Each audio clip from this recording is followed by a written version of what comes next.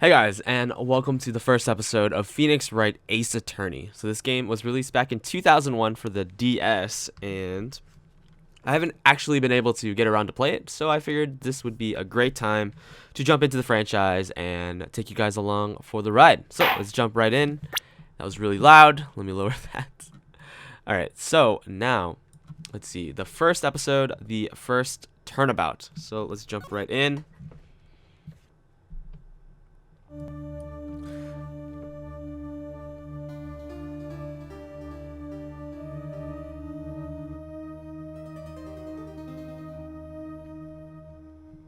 Alright, so murder.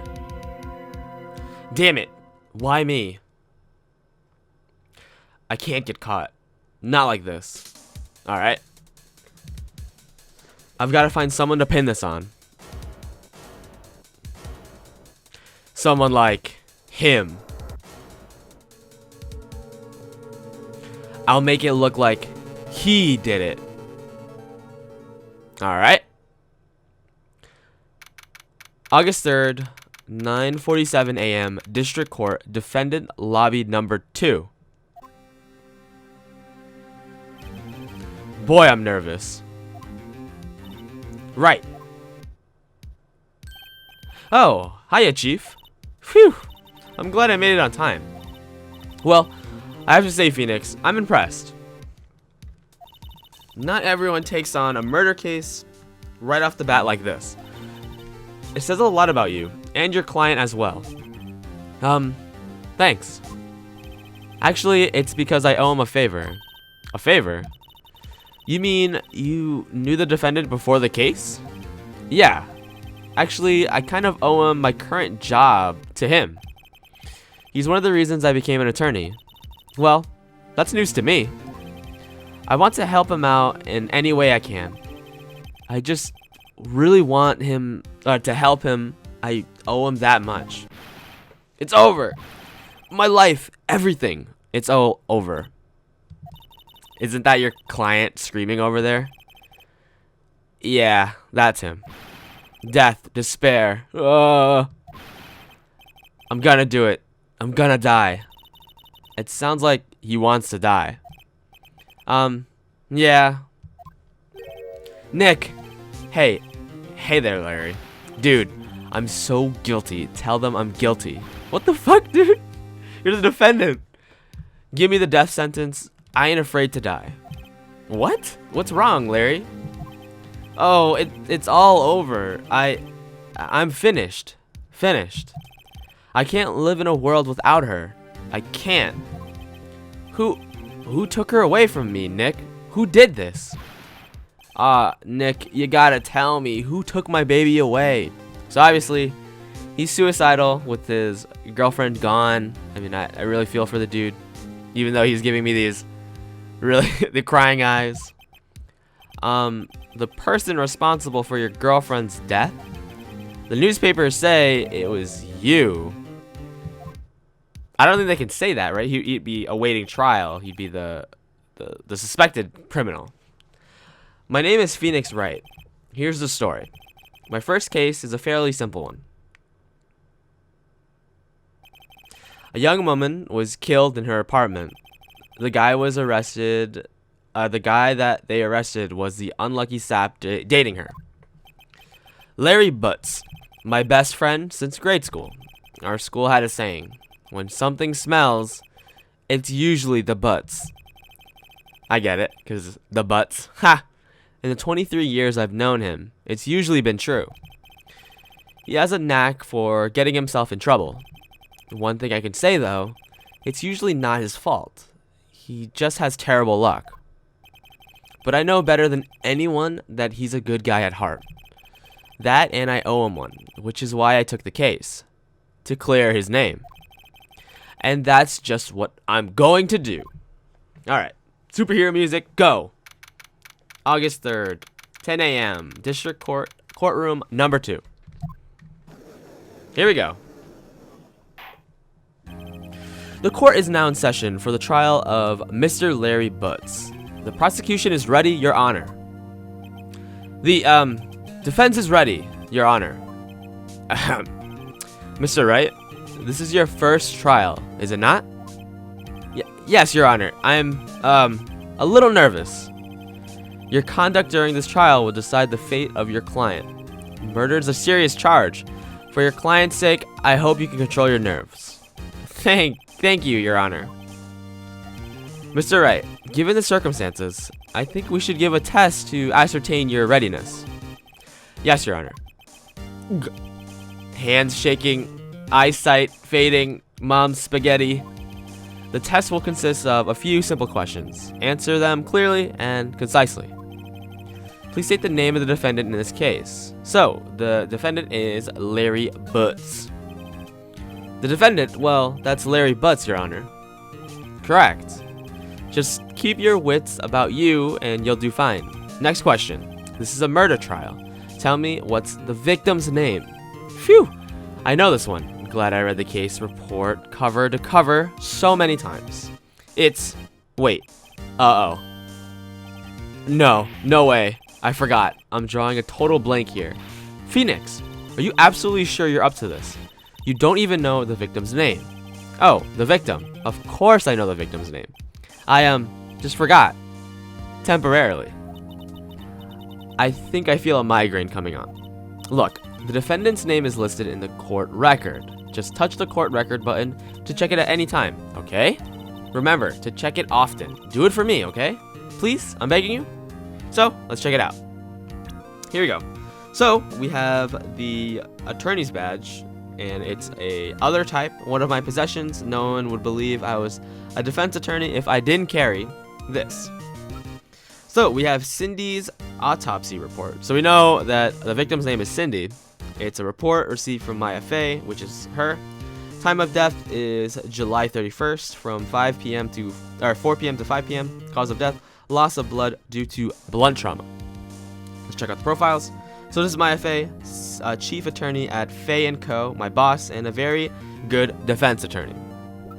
Larry Butts, 23, male, the defendant in this case, a likable guy who was my friend in grade school. And Sydney Stone, 22, female, the victim in this case, a model. She lived in an apartment by herself. And that's Winston Payne, the prosecutor in this case, lacks presence, generally bad at getting his points across. And that's all the profiles we have so far. So we're gonna go back here. Let's hear your answer. Who's the victim in this case? It is Sydney Stone. The victim's name is Sydney Stone. Correct. Now tell me what was the cause of death. She died because she was hit with a blunt object. She was struck once by a blunt object. Correct. You've answered all of my questions. I see no reasons why we shouldn't proceed. All right, I'm an expert at this, guys. I watch SVU all the time. Law and Order. You seem more relaxed, Mr. Wright. Good for you. Thank you, Your Honor, because I don't feel relaxed, that's for sure. Well then. First, a question for the prosecution. Mr. Payne? Yes, Your Honor. As Mr. Wright just told us, the victim was struck with a blunt object. Would you explain to the court just what that object was? The murder weapon was a statue of the Thinker. It was found lying on the floor next to the victim. I see. The court accepts it into evidence. Statue added to court record is a weapon. It's an evidence, and it was added by the prosecutor Payne. Max Payne. Right. Be sure to pay attention to any evidence added during the trial. That evidence is the only ammunition you have in court. Touch the court record button to check the court records frequently. Thank you, Maya. Here we go. Mr. Payne, the prosecution may call its first witness. The prosecution calls the defendant, Mr. Butts, to the stand. Chief, what do I do now? Pay attention. You don't want to miss any information that might help your client's case. You'll get your chance to respond to the prosecution later, so be ready. Let's hope he doesn't say anything unfortunate. Uh-oh. Larry gets excited easily. This could be bad. Here we go. Mr. Butts, Is it not true that the victim had recently dumped you? Hey, watch it, buddy. We were great together. We were Romeo and Juliet, Cleopatra and Mark Antony. Those are probably not the best examples, but okay. Didn't they all die? I wasn't dumped. She just wasn't taking my phone calls or seeing me. Ever. What is it to you anyways? Mr. Butts, what do you describe is generally what we mean by dumped? In fact, she had completely abandoned you and was seeing other men. She had just returned from overseas with one of them the day before the murder. What do you mean, one of them? Lies, all of it, lies. I don't believe a word of it. Your Honor, the victim's passport. According to this, she was in Paris until the day before she died. Passport. Evidence submitted by Prosecutor Pink. Indeed, she appears to have returned the day before the murder. So, let's take a closer look at the evidence. So this is the statue. A statue in the shape of the thinker. It's rather heavy. The victim apparently arrived home from Paris on July 30th, the day before the murder. Okay. Let's get out of here and continue on. Dude, no way. The victim was a model, but did not have a large income. It appears she had several sugar daddies. Daddies? Sugar? Yes, older men who gave her money and gifts. She took their money and used it to support her lifestyle. Dude. We can clearly see what kind of woman this Miss Stone was. Tell me, Mr. Butts, what do you think of her now? Right. I don't think you want him to answer that question. Yeah, Larry has a way of running his mouth into the wrong direction. Should I? Wait and see what happens. Stop him from answering. Let's stop him from answering. Objection! My client has no idea the victim was seeing other men. The question is irrelevant to this case. Oh! Alright, take that, Winston. Dude, Nick, what do you mean, irrelevant? That cheating she-dog. I'm gonna die. I'm gonna drop dead. Yeah. And when I met her in the cafeteria, I'm going to get to the bathroom. Let's continue with the trial, shall we? I believe the accused motive is clear to everyone. Yes, quite. Oh boy, this is not looking good.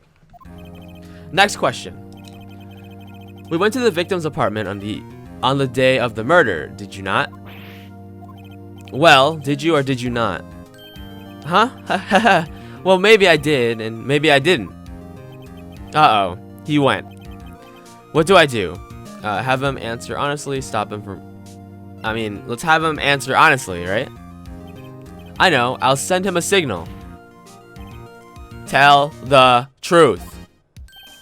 Yeah, I was there, I went. Order. Well, Mr. Butts, dude, chill. She wasn't home, man, so I didn't see her. Your Honor, the defendant is lying. Lying. The prosecution would like to call a witness who can prove Mr. Butts is lying. Well, that simplifies matters. Who is your witness? The man who found the victim's body just before making the gruesome discovery. He saw the defendant fleeing the scene of the crime. Order! Order in the court! Mr. Payne, the prosecution may call its witness. Yes, Your Honor. This is bad. On the day of the murder, my witness was selling newspapers at the victim's building. Please bring Mr. Frank Sweet to the stand. Alright, so we all know who that is. The actual murderer. Mr. Sweet, you sell newspaper subscriptions, is that correct? Let's check out the court documents really quick. Check the profiles. Here we go. He's age 36, discovered Miss Stone's body, newspaper salesman who saw Larry flee the scene. Ah, yes, newspapers, yes. Mr. Sweet, you may proceed with your testimony. Please tell the court what you saw on the day of the murder. Witness testimony. Witness's account. I was going door to door selling subscriptions when I saw a man fleeing an apartment. I thought he must be in a hurry because he left the door half open behind him. Thinking it's strange, I looked inside the apartment. Yeah, no murderer would ever leave the door half open. Then I saw her lying there, a woman, not moving, dead. I quailed in fright and found myself unable to go inside. I thought to call the police immediately. However, the phone in her apartment wasn't working. I went to a nearby park and found a public phone. I remember the time exactly. It was 1 p.m. The man who ran was without a doubt the defendant sitting right over there. Larry, why didn't you tell the truth? I can't defend you against a testimony like that. Incidentally, why wasn't the phone in the victim's apartment working? Your Honor, at the time of the murder, there was a blackout in the building. Aren't phones supposed to work during a blackout? Yes, Your Honor. However, some cordless phones do not function normally. The phone that Mr. Sweet used was one of those. Your Honor, we have a record of the blackout for your personal blackout record. All right, let's check that out. All right, now Mr. Wright. Okay, so I already know what he fucked up, but anyways. Electricity to Mrs. Stone's building was out from noon to 6 p.m. on the day of the crime. Yes, yes, Your Honor. You may begin your cross-examination. Here we go. Cross-examination, Your Honor? All right, Miss Wright. This is it, the real deal. What exactly am I supposed to do? Why, you exposed the lies in the testimony the witness just gave. Lies? What? He was lying? Your client is innocent, right? Then that witness must have lied in his testimony. Or is it your client really guilty? How do I prove he's not? You hold the key. It's in the evidence.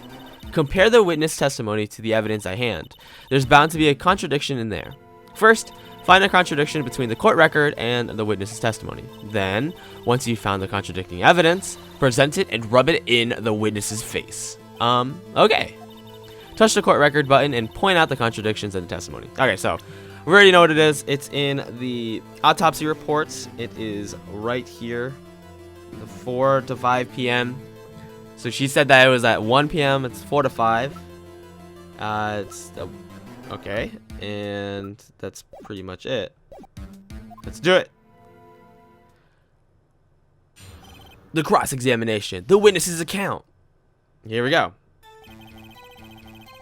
I was going door to door when I saw a man fleeing to the apartment.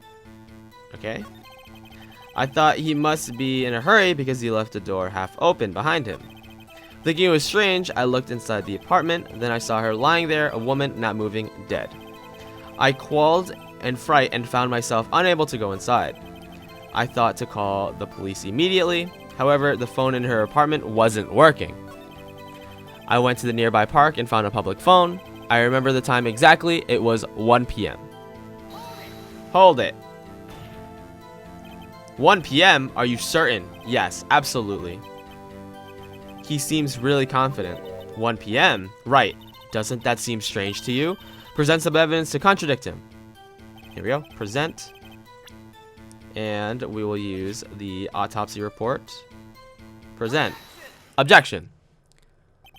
You found the body at 1 p.m. You sure? Yes, it was 1 p.m. for certain. Frankly, I find that hard to believe. Your statement directly contradicts the autopsy report. The autopsy notes the time of death at sometime after 4 p.m. There was nobody to find at 1 p.m. All right, Phoenix Wright. How do you explain this 3-hour gap?